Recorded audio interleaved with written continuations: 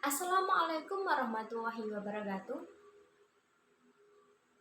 Sebelum kita mulai pembelajaran hari ini, mari kita berdoa menurut kepercayaan masing-masing. Berdoa dimulai.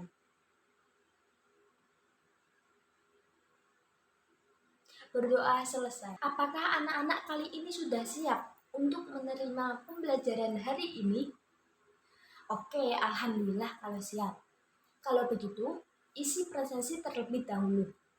Link presensi saya kirim melalui grup WhatsApp. Link presensi akan ditutup setelah pembelajaran ini selesai.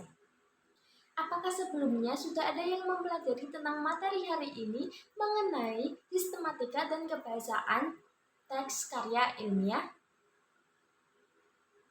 Oke, kalau begitu saya akan menjelaskan mengenai kompetensi dan tujuan pembelajaran yang akan dicapai dan manfaatnya dalam kehidupan sehari-hari. Yang pertama, mengenai kompetensi sikap spiritual, yaitu menghayati dan mengamalkan ajaran agama yang dianutnya. Adapun rumusan kompetensi sikap sosial, yaitu menunjukkan perilaku jujur, disiplin, tanggung jawab, peduli, gotong royong, kerjasama, toleransi, damai, santun, responsif, dan proaktif sebagai bagian dari solusi atas berbagai permasalahan dalam berinteraksi secara efektif dengan lingkungan sosial dan alam serta menempatkan diri sebagai cerminan bangsa dan pergaulan dunia. Untuk kompetensi pengetahuan yaitu memahami, menerapkan, menganalisis pengetahuan faktual, konseptual, prosedural berdasarkan rasa ingin tahunya tentang ilmu pengetahuan, teknologi, seni, budaya, dan humaniora dengan wawasan kemanusiaan, kebangsaan, kenegaraan, dan peradaban terkait penyebab fenomena atas kejadian, serta menerapkan pengetahuan prosedural pada bidang kajian yang spesifik sesuai dengan bakat dan minatnya untuk memecahkan masalah. Sedangkan kompetensi keterampilan yaitu mengolah, menalar, dan menyaji dalam ranah konkret dan ranah abstrak terkait dengan pengembangan dari yang dipelajarinya di sekolah secara mandiri dan mampu menggunakan metode sesuai kaidah keilmuan. Oke, kalau begitu, apa keterkaitan pembelajaran sebelumnya dengan pembelajaran yang akan kita laksanakan hari ini? Oke, benar. Pembelajaran sebelumnya kita membahas mengenai karya tulis ilmiah secara umum.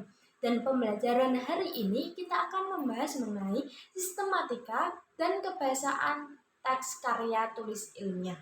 Kita langsung saja membahas mengenai sistematika dan kebahasaan karya tulis ilmiah.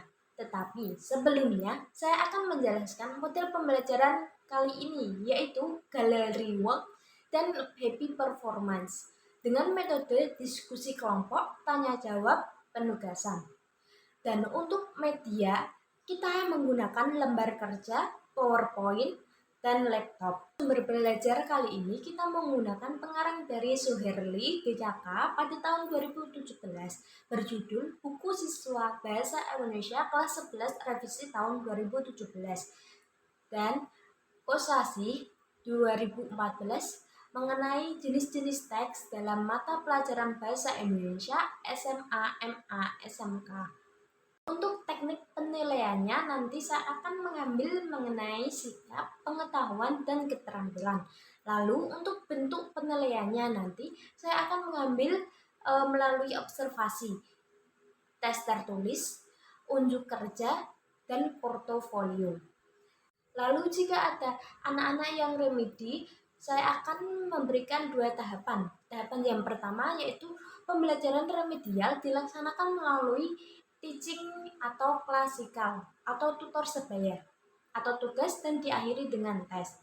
Lalu untuk tes remedial yang tahap kedua yaitu dilakukan sebanyak 3 kali dan apabila setelah 3 kali tes remedial belum tercapai ketuntasan, maka remedial dilakukan dalam bentuk tugas tanpa tes tertulis kembali. Oke, langsung saja anak-anak membagi menjadi beberapa kelompok dan masing-masing kelompok berisi 5-6 orang.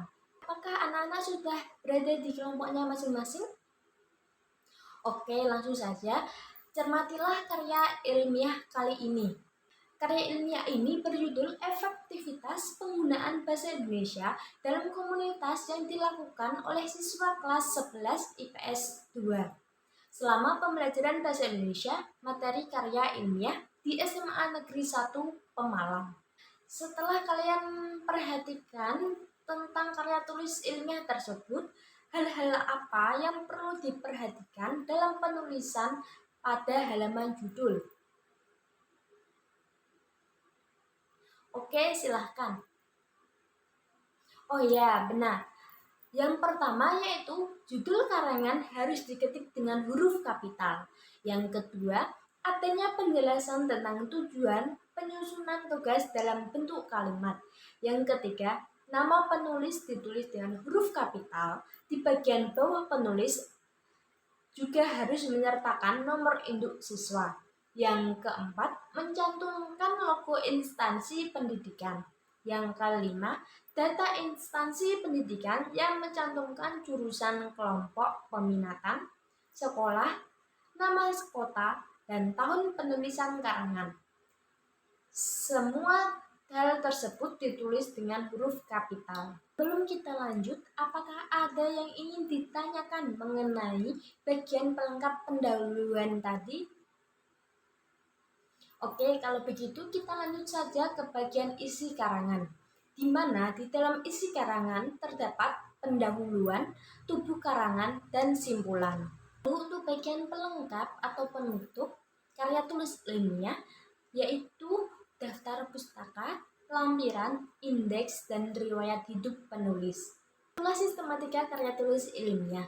Lalu, untuk kaidah kebiasaan karya tulis ilmiah memiliki ciri-ciri sebagai berikut. Yang pertama, menggunakan bahasa yang mampu membentuk pernyataan logis dan dapat diterima akal. Logisan tersebut terutama harus tercermin dalam pengungkapan isi. Penggunaan bahasa yang menunjukkan kelogisan contohnya adalah logisnya hubungan kausal intrakalimat dan logis antar kalimat dalam satu paragraf. 2. Menggunakan bahasa yang langsung pada pokok persoalan agar tercipta makna yang lugas sehingga pembaca tidak keliru memahami isi yang dikomunikasikan. Ketiga, menggunakan kalimat yang singkat tetapi padat makna sehingga gagasan tersampaikan dengan jelas dan tidak terbelit-belit. 4. Menggunakan kata-kata yang mengarah pada gagasan atau hal-hal yang diungkapkan. 5. Menggunakan kata, bentukan kata, dan istilah teknis yang baku sesuai aturan yang berlaku. Hal tersebut berkaitan dengan karya tulis ilmiah yang bersifat formal. 6. Menggunakan kata-kata yang mengungkapkan pandangan objektif dan menghindari penggunaan kata yang menunjukkan emosional penulis. 7. Menggunakan kalimat yang ringkas, padat, dan tidak mengandung unsur-unsur yang mubazir.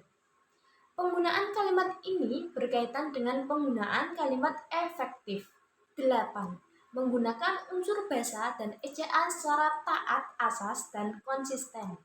9. Menggunakan kosakata, tata kata, serta istilah yang tepat agar gagasan dapat dikomunikasikan secara cermat dan tidak mengakibatkan kesalahpahaman. 10. Menggunakan ejaan secara benar dengan menaati pedoman ejaan bahasa Indonesia, baik dalam penulisan huruf dan kata, pemenggalan kata, singkatan, penulisan unsur serapan, maupun penggunaan tanda baca. 11. Menggunakan kalimat efektif yang bercirikan kelogisan, kesatuan gagasan, kesejajaran bentuk, serta kehematan penggunaan kata. 12. Menggunakan paragraf yang runtut dan padu yang mengandung satu gagasan pokok dan didukung oleh kalimat penjelas yang terjalin secara runtut. Setelah kalian memahami dan mencermati karya tulis ilmiah tersebut, cobalah kalian membentuk beberapa kelompok. Per kelompok berisi 5-6 anggota. Tugas yang pertama, kalian identifikasi teks karya tulis ilmiah dan menganalisis penggunaan bahasa dalam karya tulis ilmiah tersebut. Setelah itu, Tugas yang kedua yaitu menyusun karya tulis ilmiah yang telah kalian rumuskan mengenai topik, pendahuluan, isi, penutup.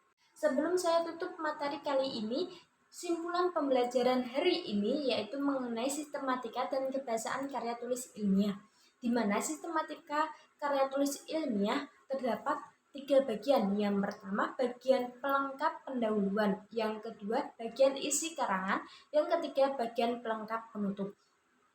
Dan untuk kebahasaan karya tulis ilmiah memiliki 12 ragam ciri-ciri. Ada yang masih bingung tentang materi kali ini? Oke, terima kasih. Kalau begitu, jika ada pertanyaan nantinya bisa ditanyakan melalui grup WhatsApp. Dan jangan lupa mengisi absensi hari ini sebelum saya tutup. Oke, terima kasih. Wassalamualaikum warahmatullahi wabarakatuh.